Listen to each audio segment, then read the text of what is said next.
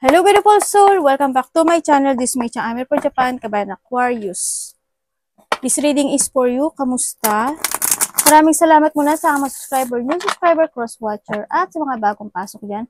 Welcome na welcome kayo sa bahay ni Ate Aimee. Salamat din sa nakasaba ng puso na yung mga comments at sa mga nagpa-personal reading. Marami pong salamat. Kung gusto nyo na energy nyo lang talaga, ang gusto nyo makuha natin, all the details para sa personal reading ay nasa ibaba ng video na ito. Dito sa general reading, kunin mo lang ang sayo at itapon ang hindi naman sayo. Maaring ito isa vice versa. Energy mo, energy ng person mo, energy ng malapit sa puso mo.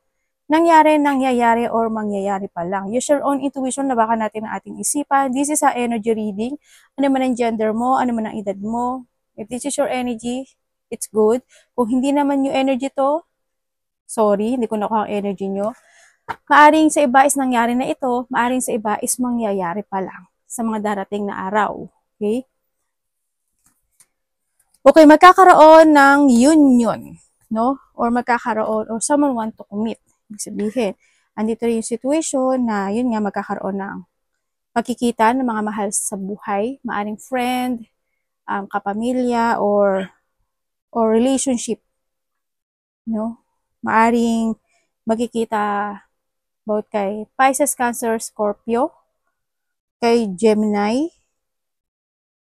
or Aquarius, Gemini, Libra, or Aries. Yan.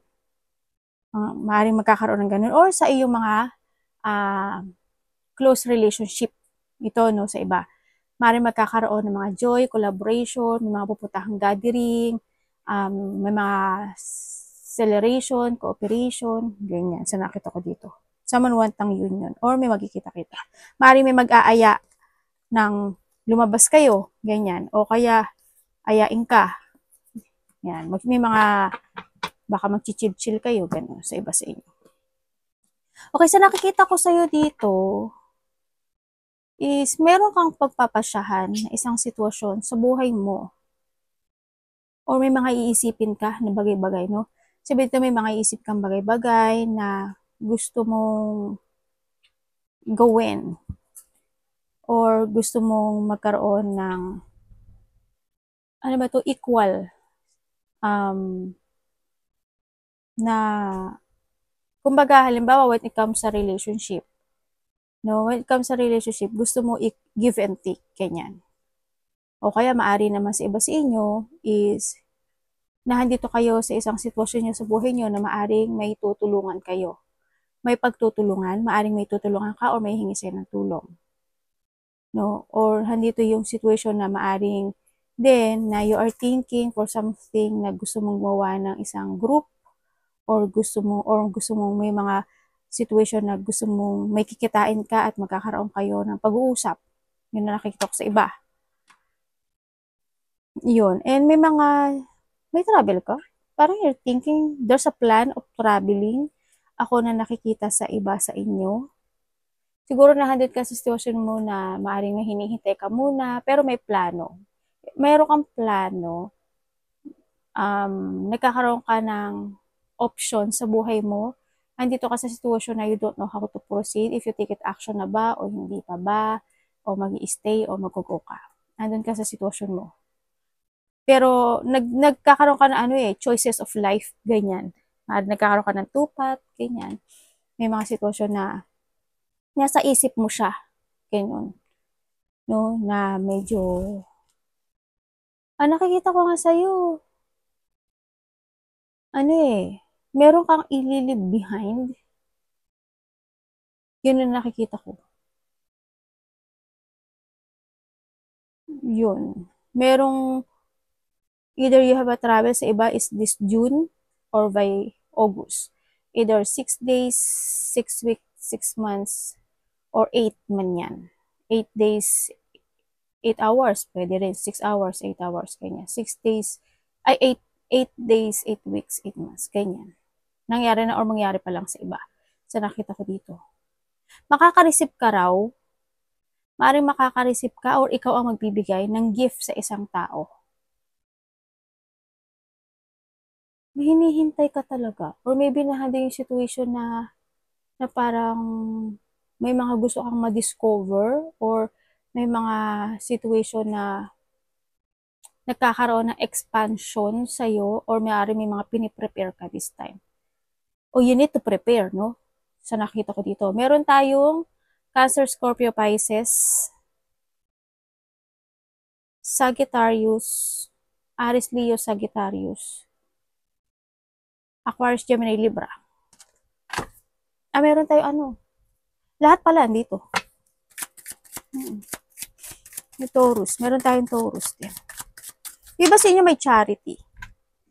O maybe you're thinking for a charity. Ganyan. Parang nando kasi yung nakita ko parang iba kasi inyo is matulungan kayo masyado. Kaya nag-iisip kayo for a charity or handin yung sitwasyon na may mga tinutulungan kayo. No? Kung maganahan dito rin yung maaring kayo din yung takbuhan para humingan ng tulong or ando ka sa sitwasyon mo na bukas loob ka para tumulong.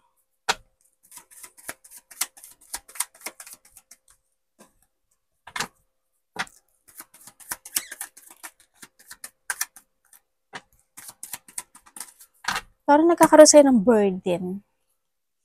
Yun na nakita ko sa'yo. Parang nagkakaroon ng burdens, problem, or struggle sa iba sa inyo. Hindi naman siguro kayo lahat. No? And nandun yung sitwasyon na parang napapagod ka na, ganyan. Parang nakakapag-isip-isip ka ng mga bagay-bagay, ganyan. Sa nakikita ko sa'yo dito, may mga iniisip ka or nandito ka sa sitwasyon na meron kang mga maaalala o mamimiss, no? Na mga tao sa buhay mo. Maaring dati mo karelasyon, maaring anak mo, ganyan, related to sa'yo. Sa nakita ko. Hindi yung you reminiscing the past situation, yung mga good happiness, good memories, ganyan. Nare-revisit mo siya sa nakita ko dito, naiisip mo siya. Yung tutusin, nakita ko to marami kang iniisip na bagay-bagay. Nagkakaroon ka ng emotional, ganyan, may mga emotion situation ako na nakikita sa'yo. Ay, Big Krista! Big Krista yun? Parang nandito ka rin sa situation mo na nag-iisip ka na you want to be stable in life. Ando yung parang naghahanap ka ng, hindi ba sa inyo ha, hindi lahat. Parang you're searching for your direction. Ganun, sa iba. Ando na yung sitwasyon na siguro andun yung pain, sadness, ay yung, minsan nandun ka na lang din sa sitwasyon mo na nagdi-denying ka na lang no? Parang nagdi-deny ka sa sarili mo. Na okay ka pero hindi. Ganyan, na wala kang iniisip pero meron, yung mga ganun. Yung iba sa inyo is, siguro, masakit yung likod, may masakit ang likod. O sumasakit yung bandang likod. Yung nakita ko. Meron din ako nakita na pag-abandon na, maybe you abandoning something or thinking for abandonment or may taong nawala sa'yo. Wala namatay, ganyan. Meron nakikita ko. Nagkaroon sa iba ng pagtataksil. Ari ko anak. Dami yun, sorry. Rock bottom, may mga ganun.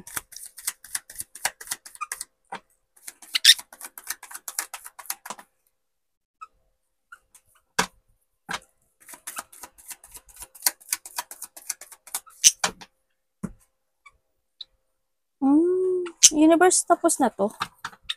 Tingnan natin ha. May taong matigas ang ulo.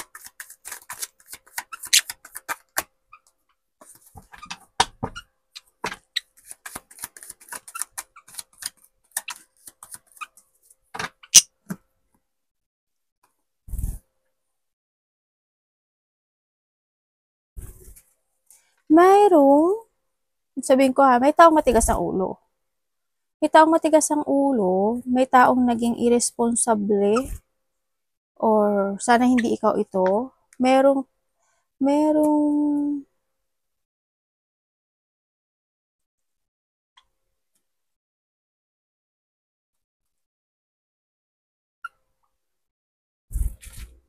isang mayroong nagkaroon ng hindi nag-success na isang sitwasyon sa mga. Siguro when it comes to a relationship, maaaring yun sa iba is hindi nag-success. Sa iba sa inyo, related to a money, related to a business, kanya sa iba sa inyo. Hindi siya nag-success dito. Kumbaga, nagkaroon ng burnout, nagkaroon na drain, parang inadmit mo na lang yung bagay na yun na sana hindi kayo ma-scam sana hindi kayo maloko when it comes sa money ha. Mag-trust ka sa intuition mo. Yun. Yun ang nakikita ko dito. Parang inedit mo na lang na ikaw na lang yung talo. Yung iba dito, hindi ko alam sino siya. Siguro may tao na parang sumugal siya sa isang bagay, sa isang sitwasyon sa buhay niya, pero at the end, siya yung natalo. Yun. Kumbaga, yung ibinigay niya yung lahat, inintindi niya yung lahat, and at the end, siya yung talo. Sana hindi kayo yun, na at the end, kayo yung matatalo. Sana wag. Yung iba dito, you are feeling stuck, makakaramdam kayo ng katamaran, o you feeling bored, ganyan. Parang you quit, someone's quitting, or maybe you quitting with someone, o may mag-quit. Nagkakaroon ng exhaustion, sa iba sa inyo. Pero dito, sa nakikita ko dito, magkakaroon kayo ng, sa iba ha, kunin mo yung sa'yo, may pupo sa kamay ko. Magkakaroon ng teamwork, or pagkakaisa. Kumbaga, kung magkakaroon kayo ng, or kung kanuhin ko to, parang nag-iisip ka ng solution with something. Ganun. Kung sasama ko to you're thinking for a solution or nahandle yung sitwasyon na may mga bagay na idadrop mo na yung iyong, yung pana, ganyan. yung ganun, parang halimbawa, okay, fine. Kung ano lang mangyari, okay, fine. Hindi na ako lalaban, okay, fine. Bahala na. May mga ganun sitwasyon.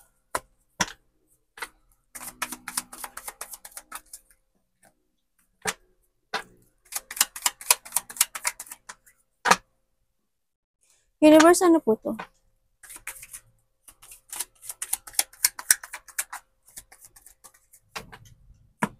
Oh, we have the 6-6, oh. Dalawa yung 6 mo. Dalawa yung 6 mo, dalawa yung 5 mo. Hindi ba? Saan ka? Okay, 5 kasi is change. Ibig sabihin, 5 is 10. Diba? Ibig sabihin, there's a changing happen into your life. And then also, this is also a conflict. Kumbaga. And also, with the 6 din kasi, is, you need to keep moving to reach your goal dito. Kasi, kailangan mong iwanan yung mga bagay o yung mga sitwasyon na nakapagbibigay sa'yo ng bigat. Yun, release all the baggage, kumbaga. Yan, halimbawa yung overthinking, ganyan, alisin mo yun. O kaya, yung may mga bagay na kailangan mong ma-accept. Ganyan, may mga bagay na kailangan mong maging strong. Mga ganyan sitwasyon. So, nakikita ko sa'yo dito,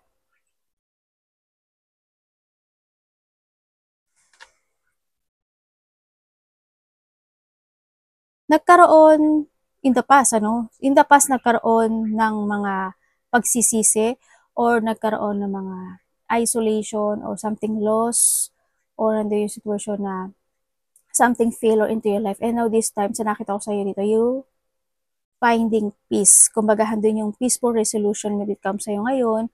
Andito ka na sa situation mo. Kumbaga, naging patient ka in that time. Ngayon, nagiging kalmado na ang lahat. Magkakaroon ng kapayapaan, katahimikan, may mga ganong sitwasyon.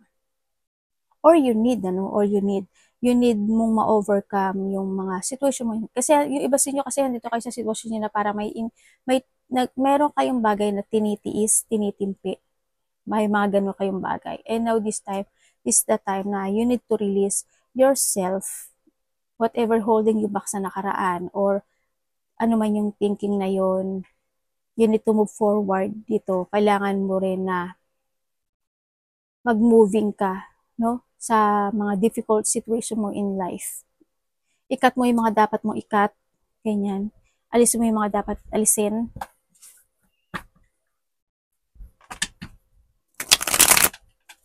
Leaving behind, kumbaga. Hindi ba siya kasunod nito? Tingnan natin susunod. Oh! Bakit? Sadness. Medyo, ang nakita ko sa'yo, sad ka. No, after nun, na siguro nandun yung sa isip mo na parang, if ever na i-leave behind ko tong bagay na to, if ever na ganito ang mangyari sa life ko, magiging super emotion ka, masyado magiging depressed. Hindi naman siguro super depressed, pero hando yung magiging yung needs mo, ganyan. Ganda yung lungkot, as in yung lungkot. Devil, oh.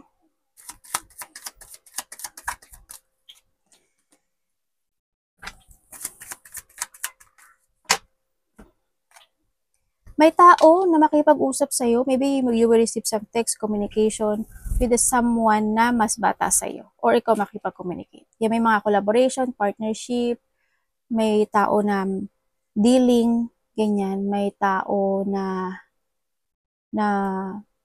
magsishare siya ng goal sa'yo, o you share your goal. Parang hindi siya ng tulong sa'yo, or andito yung sitwasyon na meron kang aaralin. Yun nakita ko sa iba. O meron kang, ano ba to? Pagsasabihan. Yung mga ganun sitwasyon. Meron tayong Aries, Leo, Sagittarius, Aquarius, Gemini, Libra, Taurus, Virgo, Capricorn.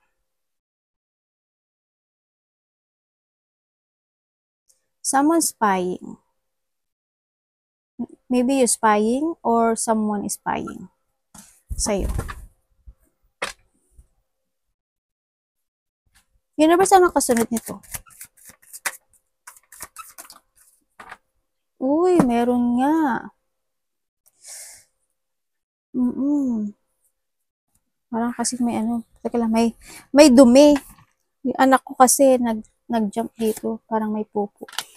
Meron nga, meron makipag-usap sa'yo, maaring may tao na magsasalita sa'yo when it comes to a problem, ganyan, sa iba sa inyo.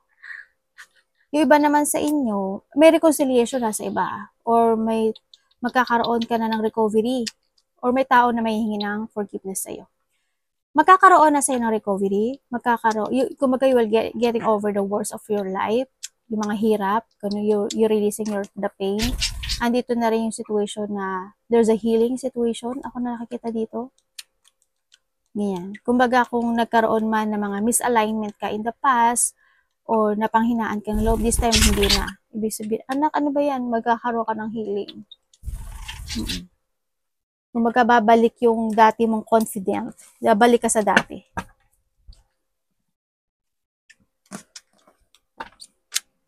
Magiging masigla ka ulit. Kilo! Ang anak ko. Anak, babagyaan!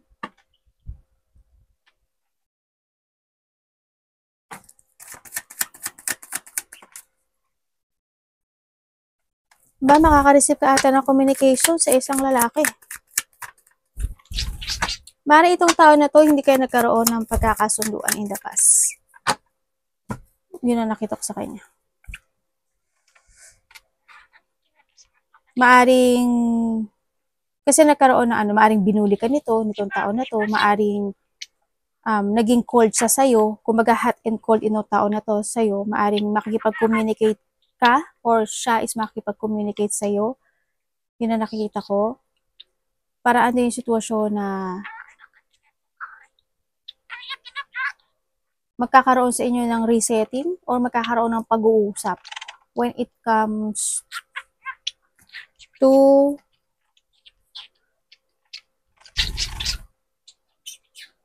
hindi parang ang nakita ko dito, either siya ang lalayo, ikaw ang lalayo. Yun ang nakita ko. O gusto niya lang magkaroon ng pagkakasundo to heal a situation. Ganun.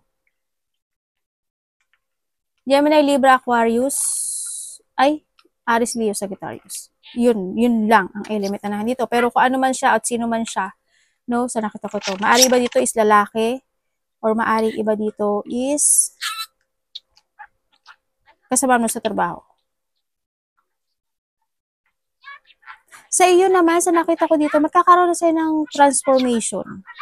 Kasi meron ka daw didesisyonan sa buhay mo. Kumbaga, meron ka mga lalakarin, may pupuntahan ka, o may ita-transform ka sa sarili mo. Sa nakita ko dito, andito rin yung sitwasyon na maaaring mag-uumpisa kang muli sa simula, or meron ka nang itatapusin sa buhay mo. Kumbaga, magkakaroon ng resetting, or you will back to the zero, from the basic, ganyan. Sa nakikita ko dito sa iyo. Maaaring magkakaroon sa inyo ng positive destination, clear path sa mga gusto nilang tahakin. Eh, syempre, may mga bagong makakausap ka at mga bagong opportunity, no? Ikaw na didesisyonan or maiisip mo this time. So, nakikita ko dito. Iba siya makareceive ka ng text message within the 8 days, 8 weeks, 8 months, 8 hours. Doon sa sinabi kong ano, element.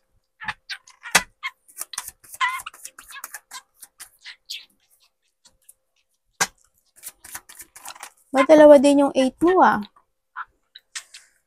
We have 10 of Pentacles, so we have the 10-10. Okay, we have the 8-8. Ibig sabihin, andito ka na sa sitwasyon mo na you need magte-take action ka to accomplish something into your life. Ibig sabihin, iba sa inyo is maaring may tatapusin kayo na isang bagay, isang sitwasyon sa buhay nyo at maaring tataha kayo ng ibang destination. Yun na nakikita ko dito. O, 3 na yung 10 mo. Nagpagtahak na ibang destination. You will find peace. Ang nakikita ko dito, may mga magtatapos sa buhay mo. Merong mga situation na. Kasi in the past, maaari nagkaroon ng mga disappointments. May i-withdraw kayo, walking away with something, letting go, and withdrawing something into your life dito. Kumbaga, andito ka na sa sitwasyon mo na magkakaroon ng mga new connection or magkakaroon ng mga good connection sa iba sa inyo. Yan. Kasi makikita mo na daw yung hinahanap mo dito.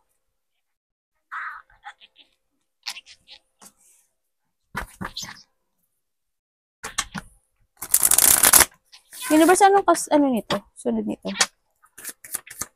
May nakita ko matanda. Hala, 10 na naman, oh. 4 na yung 10 mo.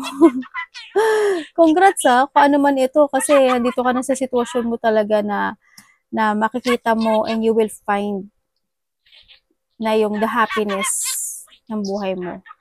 Kumbaga is, nagkaroon ka ng pagsasakripisyo in the past, maaring ganun sa iba, na 10 and 10, oh, na siguro nahirapan ka in this time na makikita mo na yung gusto mo mangyari sa buhay.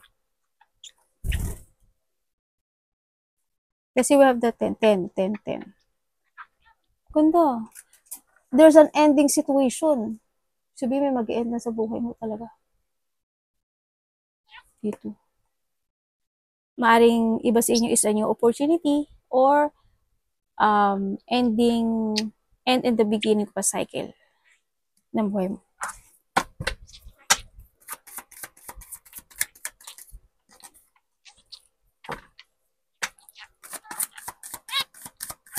Kasaganaan na itong nakikita ko sa'yo eh. Uy, magkakaroon sa'yo ng bagong simula. Meron din tayong Magician. Uy, ang dami mong aces. Ang dami mong beginning.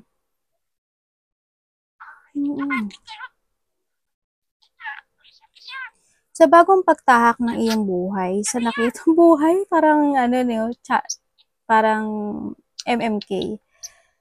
Kasi andito ka na sa bagong simula ng buhay mo. Sa nakikita ko sa'yo dito, no?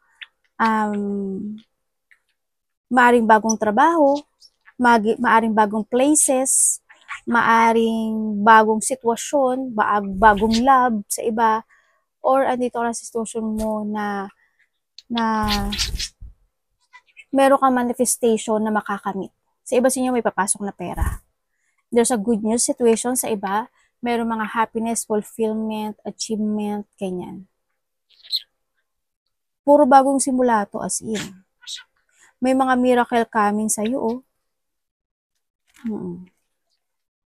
May miracle happening sa iba sa inyo. Abundance, prosperity, ganyan. And also, andito na yung practicality situation mo. Ganyan. Siguro mas more ka magiging practical this time.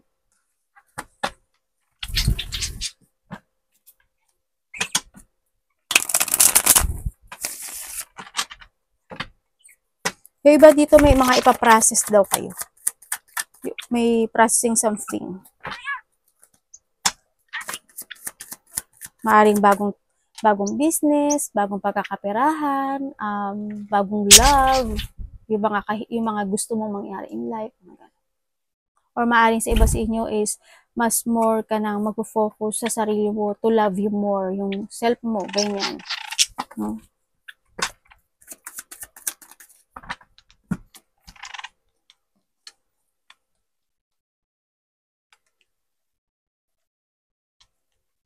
Magkakaroon ng mga bagong pagpaplano o may mga pagpapasyahan ka. Uy, ano ito? Ano to, universe? Tapos na to?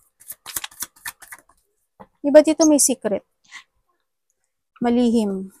Or someone.